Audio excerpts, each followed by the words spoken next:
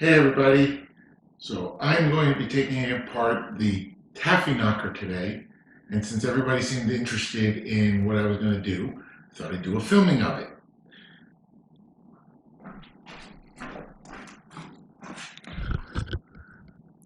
As you can see, I've got a wrench, a screwdriver, a pair of pliers, and a set of gloves.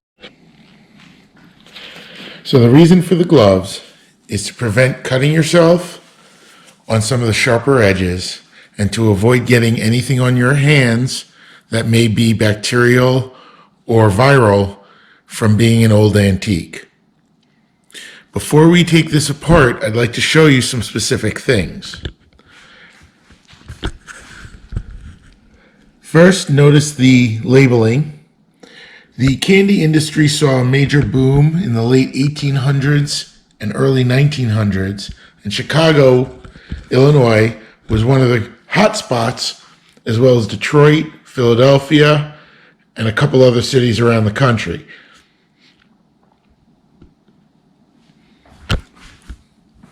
You'll notice the brass guide seems to have an angle to it, and I'm not sure if it's supposed to or not. The sliding piece over here shouldn't tilt. It should always be flat. And so it makes me wonder, is this going to be something I need to rebend?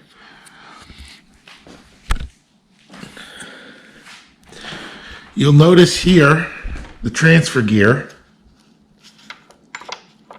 It should not be this loose and will more than likely need adjusting, assuming the teeth haven't been destroyed.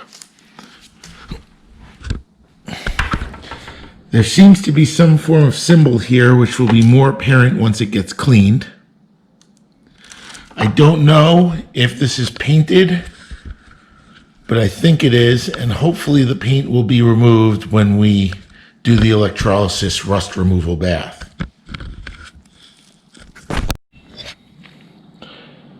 Okay, let's start taking this sucker apart. So I'm going to start here with this brass guide. I'm using the screwdriver just to keep it stable while I take off the wing nut.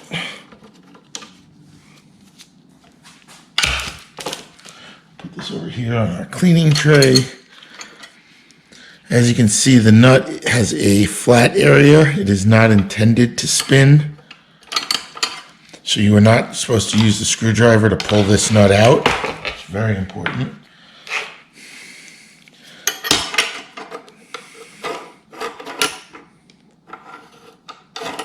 I would definitely say that this piece here is going to have to be bent flat and straight to be appropriate.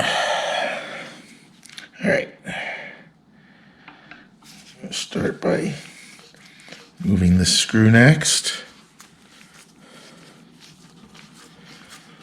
I have to say this equipment is fairly good condition. Clearly going to need the cleaning, but it is not nearly as nasty as some of the other equipment I have seen and the drop roller that I previously cleaned.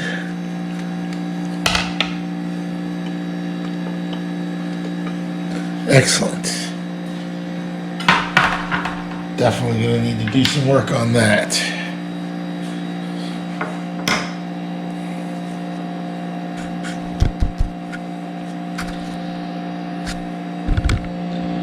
All right, not bad.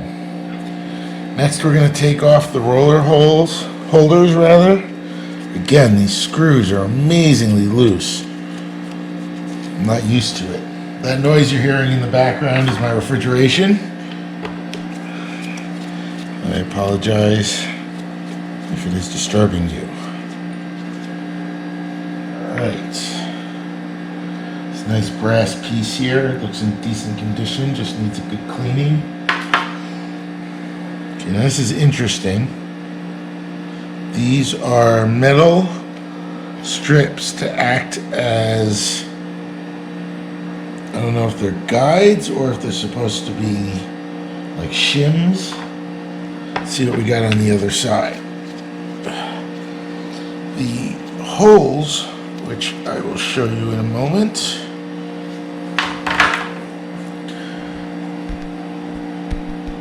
So these holes in the brass are for adding oil while operating the machinery in order to keep it lubricated.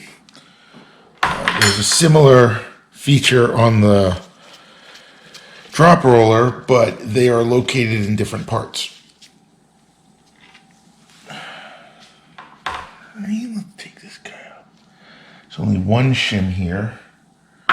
So we have to remember when looking at it, the left side, one shim, right side, two shims. All right.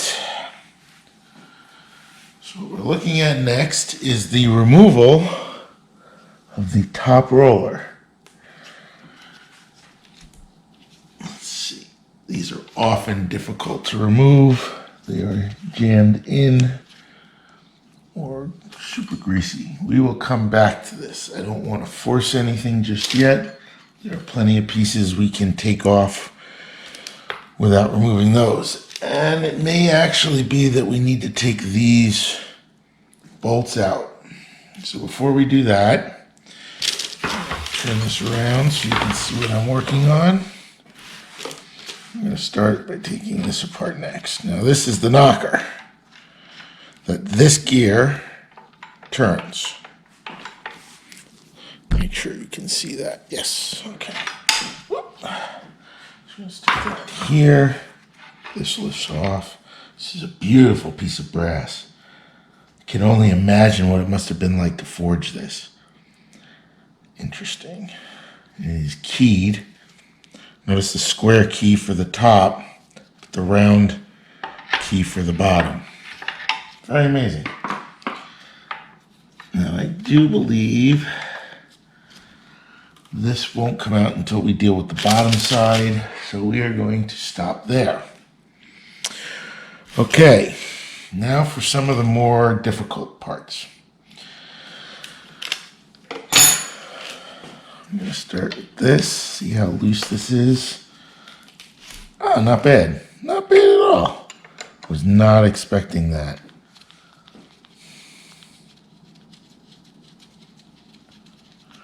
Let's do this one.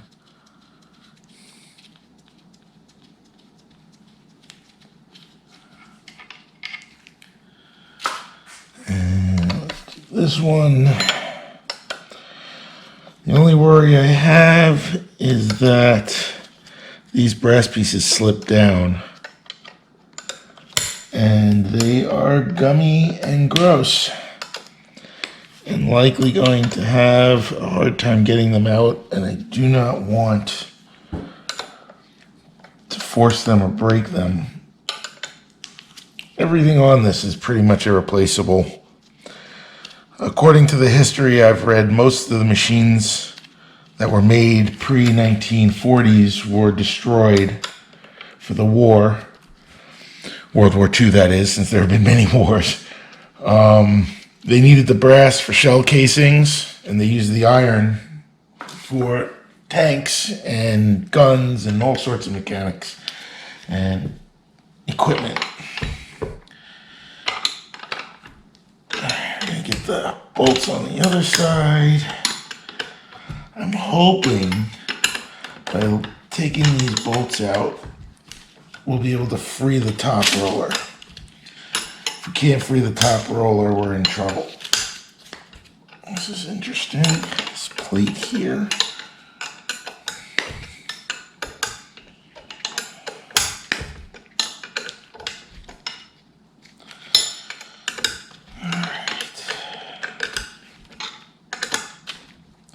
Bolt was a little bit gummier.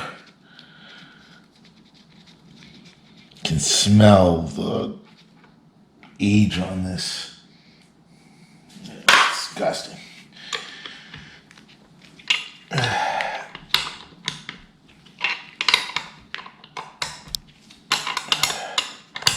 Once all of this is taken apart, each of the pieces will go through an electrolysis bath for rust removal, which will be a part 2 video. And then in part 3, we will clean all the pieces, oil them, and then reassemble. The difference it made on the drop candy machine was incredible. So I'm really looking forward to it on this machine. I have a feeling all this silver is going to come off because it's paint, and electrolysis will take paint off. All right. So, oh, interesting. Very, very interesting. It seems, yep, the brass may not be designed to come out. And instead, one pulls the rollers out like this.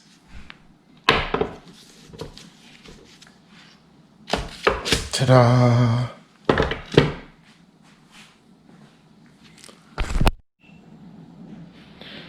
Okay, so we're almost done. We got a couple parts to deal with. One of the things I'm going to have to investigate, I mean, this clearly looks like the brass should come out, but I can't tell if it's rusted or gummy or just jammed. It doesn't look welded, but I'm going to leave it alone for now. The bottom piece is a solid welded hole, so it may be that they never intended these brass pieces to come out, but we'll find out after electrolysis because it will loosen anything up that is not loose. I learned that already. This guy, same thing, but we have one more piece to get out, which I think, yeah, I'm going to have to get a different screwdriver for. Some markings on this, 30. So often they marked individual items with a number so you knew what was what. It's not very helpful these days because most shit doesn't exist anymore. But we will deal with this once we get the screwdriver. Lay that down so it doesn't fall. Now the rollers. As you can see, they look like blades that have been inserted in this giant roller. This is really interesting. This was definitely painted. I was going to have to get all cleaned off. Look at that. You can see the paint right there. You can't be doing that. All right.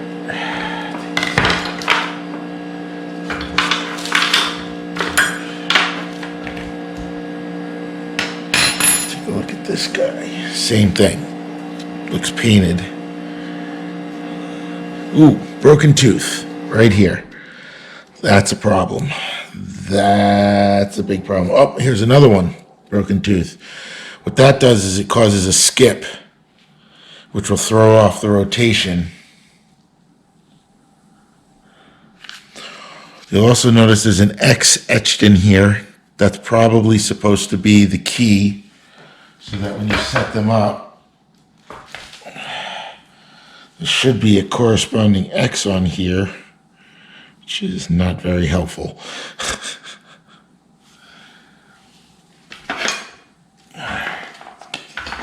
Here, it's a shame having the broken tooth. None of this is repairable or replaceable in real life. In real life, what other life is there? Unfortunately, I don't think there's anyone out there that would even know what to do to fix this.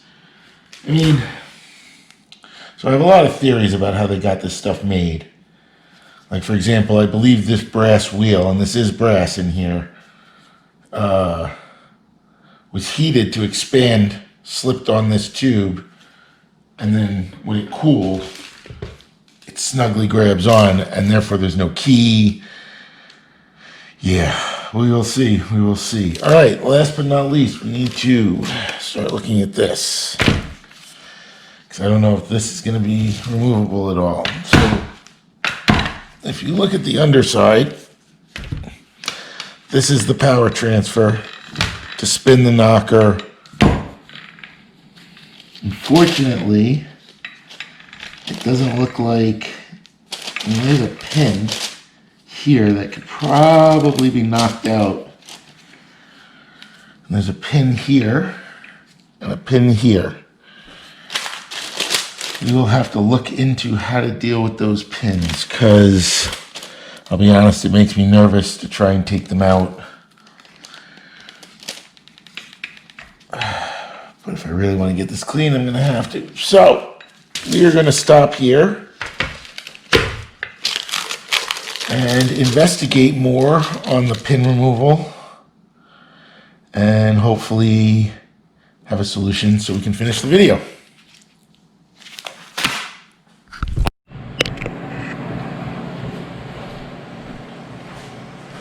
Okay, so we're going to have to stop the video here because I can't figure out how to get the pins out from the gears on the base in order to get everything properly cleaned.